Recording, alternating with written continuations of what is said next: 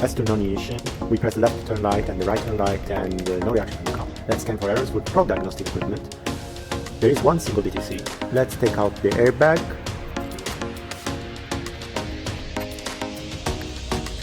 We open the cover of the steering wheel controller. This is how the steering wheel controller looks like. And this PCB is broken. So now we replace it with a brand new PCB. Let's mount it back.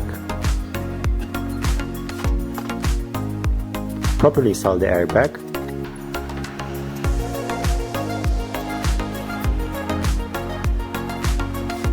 Now turn on ignition again. Let's test the left turn light. Now the right one. Other buttons as well. All works. Now let's check if there are any DTCs. No more DTCs. Let's also turn on the car as a last test.